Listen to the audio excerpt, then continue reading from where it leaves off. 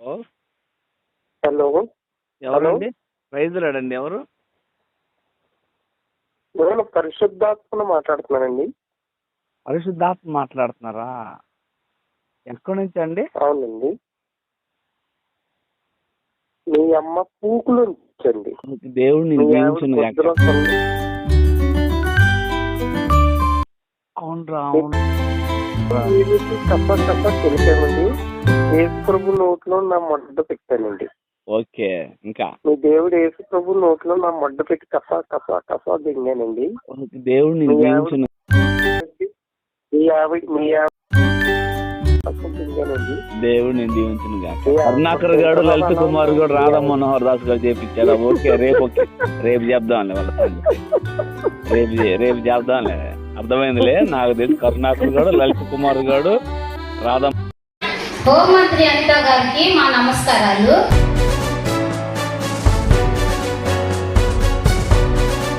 వాడు సనాతన గోపి అంట. వాడన్న మాటలు ఒకసారి వినండి మీరు.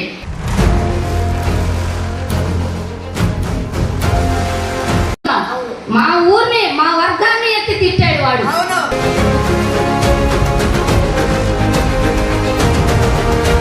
సీఎం గారు, మీకు కూడా రిక్వెస్ట్ అడుగుతున్నాం. మా ఊరిని, మా వర్గాన్ని ఎత్తి తిట్టాడు వాడు.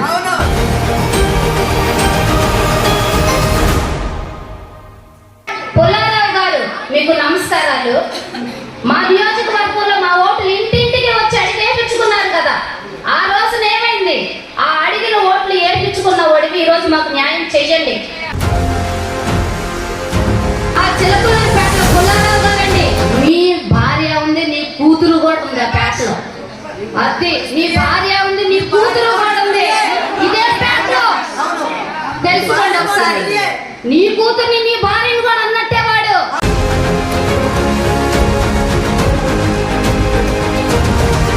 ఇవాళ రోజు మాకు న్యాయం జరగకపోతే మేము ఊరుకునేది లేదు. ఎంత దూరం వెళ్ళాలో అంత దూరం వెళ్తాం. ఎక్కడ దాకా వెళ్ళాలో మీరు చెయ్యకపోతే చేసే వాళ్ళ దగ్గరికి వెళ్తాం. అది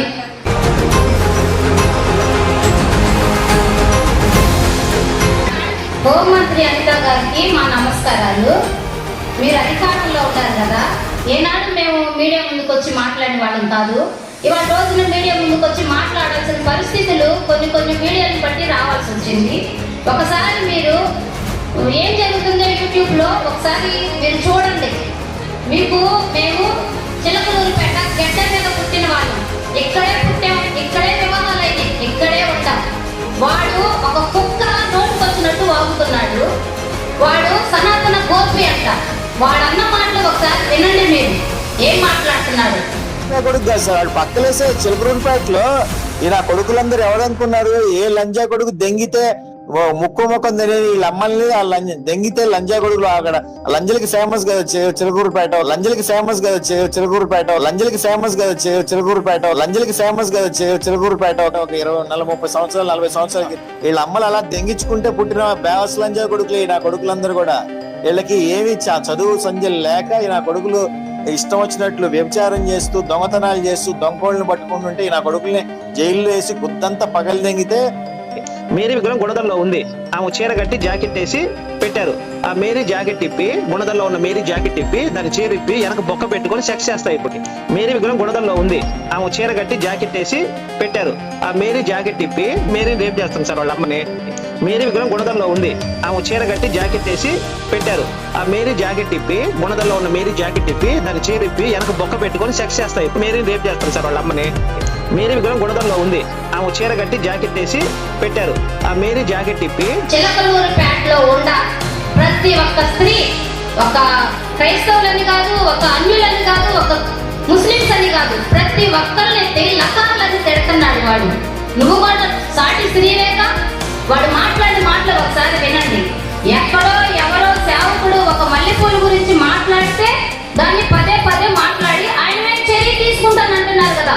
వీడి మీద ఎన్ని చర్యలు తీసుకోవాలో మాకు తెలియాలి. అది మాకు కావాలి, న్యాయం కావాలి. మా పక్షాన మీరు కదలాలి. మేము ఓట్లేసి మిమ్మల్ని గెలిపించుకున్నది ఊళ్ళ కాదు. పుల్లారావు గారు, మీకు నమస్కారాలు. మా నియోజకవర్గంలో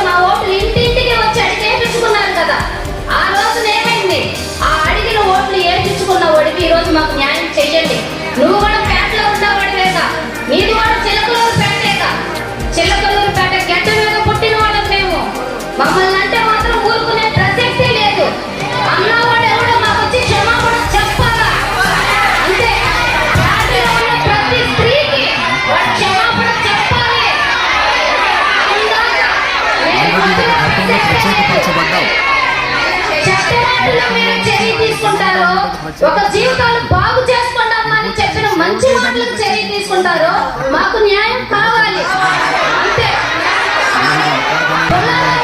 మీకు మరొక మాట హెచ్చరిస్తున్నామండి, రిక్వెస్ట్ చేయకుండా మా ఇంటికి వచ్చి అడిగారు ఓట్లు, మీరు వేసిన ప్రతి అడుగు మీరు లెక్క పెట్టుకోండి.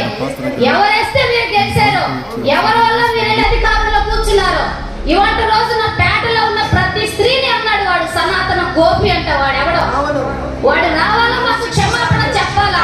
వాడు చెప్పేంత వరకు మేము ఈ పరిస్థితి వదిలేదే లేదు. మాకు న్యాయం జరగాలి. వాడు కూడా ఒక తల్లికి పుట్టినడేగా, మేము వ్యభిచారం చేస్తే మాకు పుట్టిన బిడ్డల. రేపు రోజున మా కుటుంబాలు, మా కాపురాలు ఏం కావాలి? మా భర్తలు ఉంటారా? ఈ మాటలు విని మా భర్తలు, మా కాపురాలు ఉంటారా వద్దా? మేము కాపురాలు చేసుకోవాలా వద్దా? మాకు న్యాయం జరగాలి. మాకు న్యాయం జరగకపోతే అవసరమైతే మేము ధర్నాలే చేస్తాం. పేట కదిలికి రోడ్డు ఎక్కుతాం. ఏ నాడు కూడా మేము వచ్చి మాట్లాడినాడు కాదు. ఇవాళ రోజున ఒక కుక్క మాటలు మాట్లాడిందని వాడి వల్ల ఇవాళ రోజున ముందుకొచ్చి మిమ్మల్ని అధికారుల్ని అడుగుతున్నాం. అడగాల్సి వచ్చింది. ఏనాడు కూడా మీ పేర్లు ఎత్తిన వాళ్ళం కాదు, మిమ్మల్ని ఏమి అడిగిన వాళ్ళం కాదు. మీరు మాకు ఏ హెల్ప్ చేయకపోయినా ఈ విషయంలో మాకు న్యాయం చేయండి అంతే. న్యాయం జరగకపోతే మాత్రం మేము ఊరుకునేది లేదు. రోడ్డు ఎక్కుతాం, ర్యాలీలు చేస్తాం, ధర్నాలు చేస్తాం. ఆ పరిస్థితి వచ్చిందాకా ఉండకుండా ఇవాళ రోజులు మాకు న్యాయం చేస్తారా? ఆ కుక్క చేత మాకు క్షమాపణ చెప్పిస్తారా? మాకు తెలియాలి.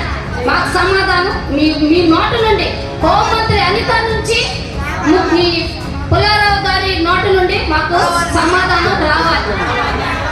అది మరియమ్మ తల్లిని పేరెత్తి, ఆమె జాకెట్ ఇప్పి, ఆమె చీరిప్పి విగ్రహాన్ని వ్యభిచారం చేస్తాను